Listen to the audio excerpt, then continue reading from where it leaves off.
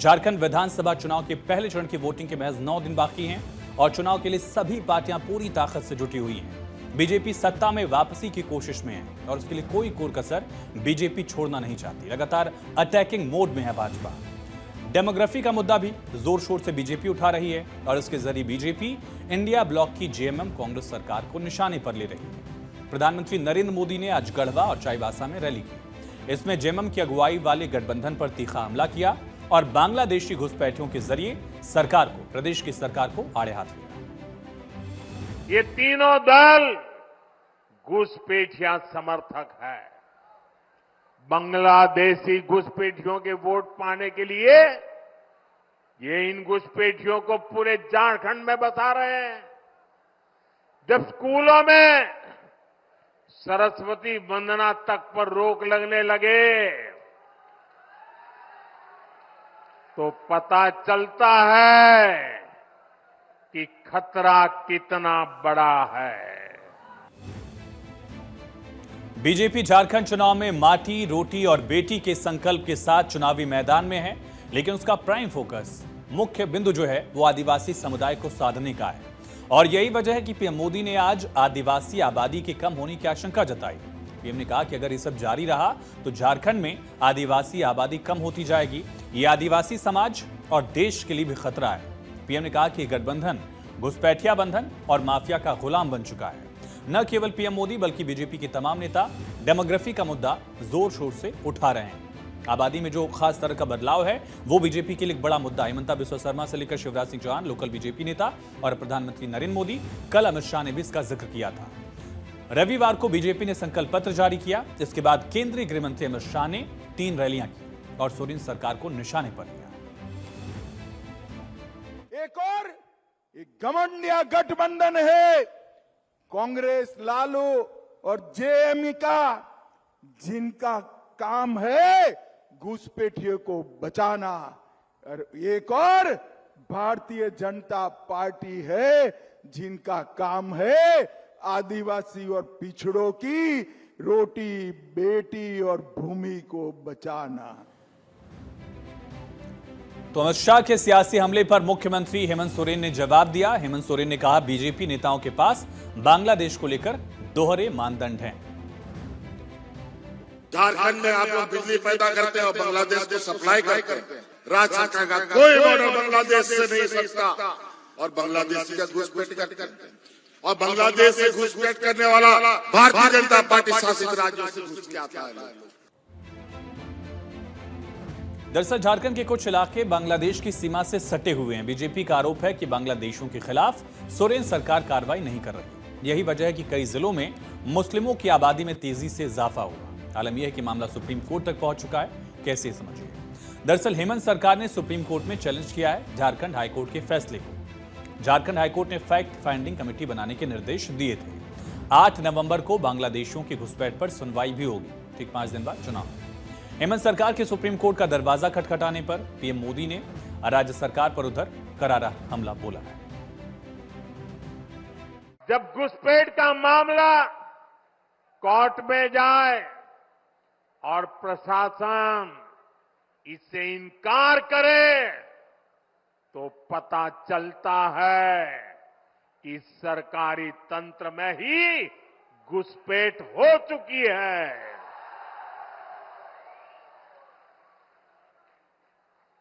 ये आपकी रोटी भी छीन रहे हैं, ये आपकी बेटी भी छीन रहे हैं और ये आपकी माटी को भी हड़प कर रहे हैं। तो बीजेपी पूरी ताकत के साथ जुटी हुई है कि इस बार झारखंड में कमल खिले और इसके लिए लगातार जो आदिवासी बेल्ट है वहां बीजेपी अवैध घुसपैठ का मुद्दा उठा रही है। कल अमित शाह ने संकल्प पत्र जारी किया, घोषणा पत्र जारी किया और कहा कि झारखंड में अवैध बांग्लादेशियों के घुसपैठ पर बीजेपी पूरी तरह से रोक लगाएगी। आदिवासी समुदाय के अधिकारों की रक्षा के लिए बीजेपी ठोस कदम उठाएगी। ये वादा भी आश्वासन दिया वहां लोगों को। कहा, बीजेपी ने आदिवासी समुदाय की जमीनों को घुसपैठियों से वापस लेने के लिए एक सख्त कानून बनाने का भी जिक्र किया। एक बड़ा वादा कल अमित शाह ने किया। अब जरा इन आंकड़ों पर नजर डालें जिसका दावा बीजेपी कर रही है कि झारखंड में आदिवासियों की जनसंख्या में लगातार कमी आ रही है और मुस्लिम आबादी में लगातार इजाफा हो रहा है। कैसे ये वाइस वर्सा कनेक्ट है, ये आपको आंकड़ा दिखाते हैं कि क्या बदलाव हो रहा है। आदिवासी आबादी 1951 में जो थी 36% थी राज्य की कुल आबादी की, अब क्या है, लगभग 26% है। 51 से लेकर 2011 तक उसमें अंतर कितना आया ये समझिए। 60 सालों में लगभग 10% की आबादी आदिवासियों की घटी है। बीजेपी क्या कह रही है ये दिखाते हैं आपको। बीजेपी का कहना है कि आदिवासियों की आबादी घट रही है। पीएम ने कहा कि देश के लिए भी खतरा, आदिवासियों के लिए भी खतरा है, देश के लिए भी घटती आबादी खतरा है। बढ़ क्या रहा है, जो मुस्लिमों की आबादी 1951 में झारखंड में 9% थी, वो बढ़कर अब 14.5% हो गई है। इसमें इन 60 सालों में 5.5% का इजाफा हुआ है और उधर आदिवासियों की आबादी 10% तक कम हुई है। यही बीजेपी बता रही है कि जो मुस्लिमों की आबादी बढ़ी है वो घुसपैठ की वजह से बढ़ रही है। बांग्लादेशी अवैध घुसपैठी लगातार घुसपैठ कर रहे हैं और उनको जगह दी जा रही है। ये लोकल सरकार पर, प्रदेश की सरकार पर बीजेपी ने आरोप लगाया। पीएम ने भी इसको लेकर हमला बोला। बीजेपी ये कह रही कि हम आएंगे तो घुसपैठ रोक देंगे। और झारखंड विधानसभा चुनाव में यही जो आंकड़ा हमने आपको दिखाया, आदिवासी बनाम घुसपैठियों का सियासी नैरेटिव जो है वो लगातार चर्चा में है। बीजेपी से आगे भी बढ़ा रही है ताकि आदिवासी समुदाय के बीच खुद को मजबूत कर सके। खास करके झारखंड का एक हिस्सा है संथाल परगना। संथाल परगना संभाग में बीजेपी को उम्मीद है कि इस दांव से यहां फायदा मिलेगा। जहां विधानसभा की संथाल परगना में 18 सीटें हैं, आदिवासी बेल्ट कहा जाता है एक हिसाब से झारखंड का हिस्सा। बीजेपी इस पूरे बेल्ट में बांग्लादेशी घुसपैठियों द्वारा जमीन हड़पने का आरोप लगा रही है। कैसे बीजेपी कह रही कि जो घुसपैठी आ रहे हैं वो आपके हकों पर, संसाधनों पर दरअसल कब्जा कर रहे हैं।